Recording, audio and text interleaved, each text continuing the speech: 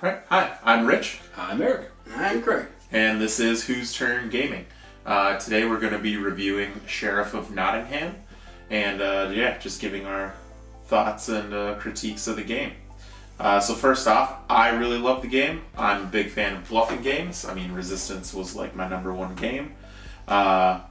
This one is, you can bluff, you can do good.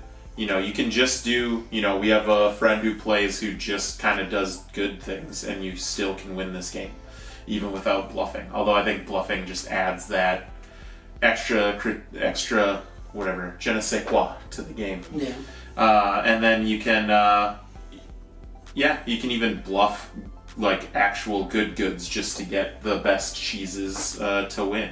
Mm-hmm. Or the most cheeses, be the king of cheese.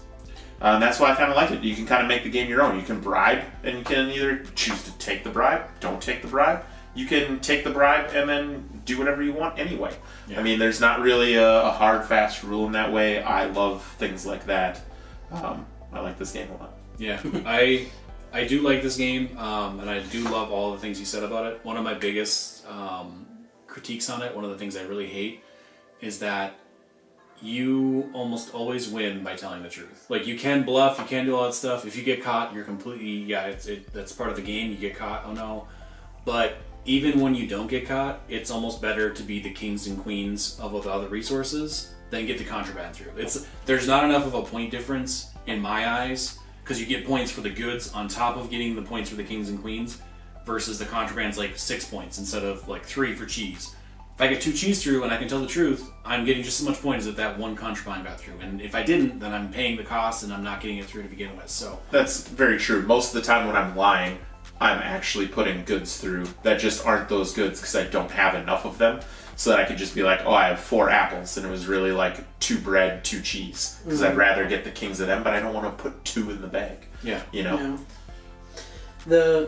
Like Eric was saying, I do like this game, but like, you almost have to tell the truth to win in it. There's almost no times where you're going to be getting 5 goods through without lying a little bit, unless you just get top tier luck on drawing the cards from the deck to get it. And typically whenever you have like 3 or 4 or 5 in the bag, you're going to get checked, very likely. So you gotta sometimes kind of always bribe, even if you kind of don't want to. Like, even if you're only going to be getting like a 2-point difference from bribing $2 or getting that contraband through that's worth like 5 or 6, it's not really worth you bribing much more. Like, if you're going to be bribing, you probably are going to want to be getting like 2 to 3 like contrabands or something through on your hand. So, but the problem with that is that you're like, if you're saying you have 5 and you have 3 contrabands going through, you're sweating bullets. Like, yeah, that's the whole point of the game, is that you are lying through your teeth and that you're bluffing and stuff like that.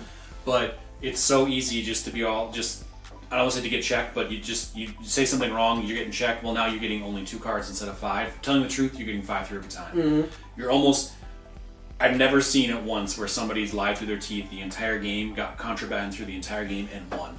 Because they either get caught eventually and they end up losing all those extra cards, or they don't, in the end, they don't get the kings and queens. Yeah, or they don't get the kings and queens. Or if you're paying the bribe, you're basically losing money, like you said. If I have 2 contraband in there, I'm giving you 4 gold. Well, I'm basically giving you the exact same if you checked it. Just I get these cards. Basically evening me out with the sheriff. The other thing I kind of don't like about the game is all your contraband is put in the top, so they know exactly when you were lying the entire game. I feel like if all these were separate, like, then you wouldn't necessarily know what was contraband, what wasn't, but then it'd also be pretty much impossible to determine who is current king or queen on any of the 4. That is a good idea. That you should, if you said you had 4 apples, it was really all 4 contraband. You should have to put them all upside down, like, they have 4 cards there, but you can't tell if they were apples or not.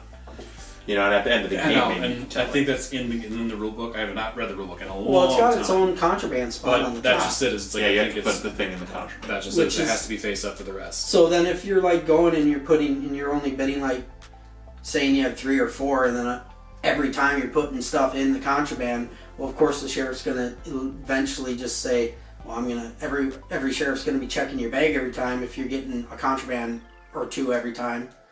But it does feel good to talk someone into checking your bag when you know everything's A-okay. Yeah. Like, that kind of feels pretty good. It is nice when you have, like, 4 or 5 apples, and they check it because they think you're lying, and you're not, and you get 8 to 10 gold from and them. And honestly, maybe that's another thing, too, is the sheriff doesn't get punished enough for checking a bag, and it's right. They get punished, but it's not like... Yeah. It's not that brutal, whereas if you get caught with contraband, that's pretty brutal for not that big of a point game. But, I think that's part of the thing is that you do. We played it one time, I think, with the sheriff and the deputy, which is, it's a 5-player game. So there's 2. And so they can be in agreement, they can not be in agreement. So one sheriff can be like, I'm going to check every bag. The other one can be like, I'm letting everything through. Well, they bow out basically. They don't have to pay any fines, but the other one has to pay all the fines because they checked every single bag. Just like the rulebook even says, you can make the deals and you don't have to honor them. Like, this game is intentionally shady for that reason, and that's kind of where it's like there's a lot of gray area where the house rule we play with is if you agree you're going to check that bag and you take that bribe, you have to check that bag. In the rulebook, it says you don't have to. You can literally take the money. Oh yeah, I'll check their bag. Yep, I'm going to check yours too, though, even though you gave me a bribe. You don't have to. It's just we made it because there was too many arguments with that. We made that the house rule. So, but overall, it's a very good game, and the best feeling is getting them to completely get screwed over. Yeah, hands down. And I think too, it's another one of those games where there can be duds of games, but then you can get the right group of people together and have the right atmosphere, and then it's just a really fun game. So it's maybe not that one where you're going to get the same level of experience every time. Mm-hmm. A couple of times it's just going to be really awesome and this was really fun, and a couple of times it's going to be like, oh, this is kind of boring. It's always fun being like, honorable sheriff, I see you plucked your nose hairs today. Here's a couple of coins for your trouble. Don't bother checking my bag. It's got a couple of apples. That's fun weaving that story. We don't get to do it very often, so it is fun. That's part of the reason why I like the game. I guess out of 10, I think I would give this one a good 8.5. Is my middle of the road, really good game. But I'm just I'm a big fan of bluffing games. If you're a fan of bluffing games, this is gonna be a good one. Yeah, I would probably give this one, I'd say like an 8.1. It's a very good bluffing game, as we've said. As we do that, there's some flaws with it, but really in the end, it's always on you. Like, if you can't sell it enough, then it's your fault that your bag got checked. It's always on you. Sometimes you're just not feeling it. Sometimes that acting is kind of hard, and I won't deny that. So it's like that does kind of take away from those particular games, but overall it's usually a really fun game to play, and I always love playing it. It's always a one that I love getting to the table. Rating wise, I'd say it's probably like a 6.8. I'm not, the bluffing games aren't really on the highest point of my favorite type of games to play. It's definitely one of those games where I kind of got to be in the mood to play it. Like, you can be if you're in a sour mood, you probably don't want to play this game with your friends. But like, it is a fun game, and if you do like bluffing games, like Richard said, it's a definite pickup if you're looking to get it. I mean, Craig, it's another bluffing thing. Craig's always the spy. So I mean, it's rough on him because everyone knows he's bluffing coming through here. It's true. He's kind of got that sourpuss feel because he's had that for the longest time, and it's not his fault. It literally is just lucked out that way. But I completely understand why you would say like, yeah, don't play this game if you're not in the right mindset, because yeah, it would suck. It would suck a lot. Yeah, you definitely need to be wanting to be social. Yeah, mm-hmm. Yep. It's definitely a social deduction and like bluffing game. Yeah, so that's our review of the game overall. Let us know in the comments down below if you've played this game, if you like it, if you lie through your teeth and get away with it all the time, if you get caught every time, if you tell the truth and always win. Just let us know in the comments down below. If you enjoyed this game, other games that are very much like it, Resistance. Resistance is very, very similar to this one. The issue with that is that you have to have 5 people, so it can be kind of a harder one. Werewolf is another one that's kind of similar to it. It's the same kind of idea. This one you have goods and money. There you're just lying through your teeth. So very similar overall, but definitely check that one out if you like this game. If you like the video, go ahead and give it a like. If you want to follow us on our board game journey, we're still kind of starting out. We would really appreciate that. Go ahead and give us a subscribe.